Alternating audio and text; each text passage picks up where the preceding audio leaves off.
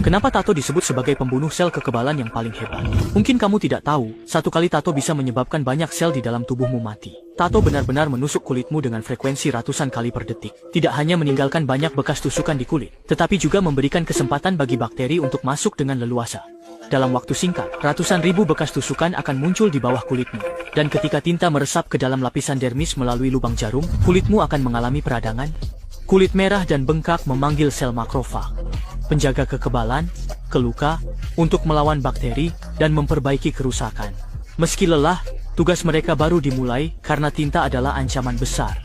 Tinta mengandung logam berat dan zat karsinogenik.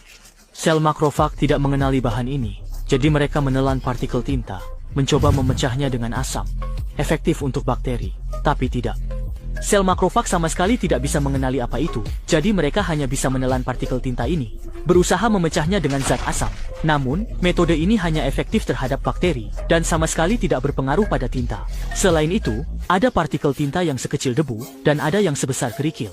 Menghadapi partikel besar yang tidak bisa mereka telan, sel makrofag hanya bisa menyerang secara berkelompok, menggunakan strategi pengepungan berlapis untuk mengurungnya selamanya, mencegahnya menyebar ke bagian tubuh lainnya. Inilah alasan pola tatomu bisa bertahan. Meski sel makrofag hidup hanya beberapa hari atau minggu, saat mereka mati, tinta dilepaskan. Sebagian ditelan makrofag baru, sebagian dikeluarkan tubuh. Sirkulasi ini membuat tato memudar. Makrofag tidak bisa menelan patogen lain. Jika patogen kuat masuk, sistem kekebalan melemah, meningkatkan risiko infeksi. Tato adalah perang antara sistem kekebalan dan tinta. Bagaimana menghilangkan tinta ini? Dengan teknologi laser, tinta dipecah dan dikeluarkan tubuh. Namun, laser menghancurkan makrofag. Jadi, saat membuat tato, ingatlah untuk melindungi makrofagmu. Kemampuan pertahanan sistem kekebalan tubuh akan sangat berkurang, meningkatkan risiko infeksi. Dalam arti tertentu, tato bukan hanya sekadar dekorasi pada kulit, tetapi juga merupakan perang seumur hidup antara sistem kekebalan dan tinta. Lalu, bagaimana cara menghilangkan tinta ini dari dalam tubuh? Sebenarnya, bisa dilakukan dengan teknologi penghapusan laser, yang akan memecah partikel tinta menjadi potongan yang lebih kecil, dan akhirnya mengeluarkannya melalui metabolisme tubuh. Namun, perlu diingat, laser tidak hanya akan menghilangkan tinta itu sendiri, tetapi juga akan menghancurkan sel makrofag yang mengelilingi tinta tersebut. Jadi, ketika kamu memutuskan untuk membuat tato, ada baiknya untuk memikirkan bahwa meskipun harus mati, kamu tetap harus melindungi sel makrofagmu.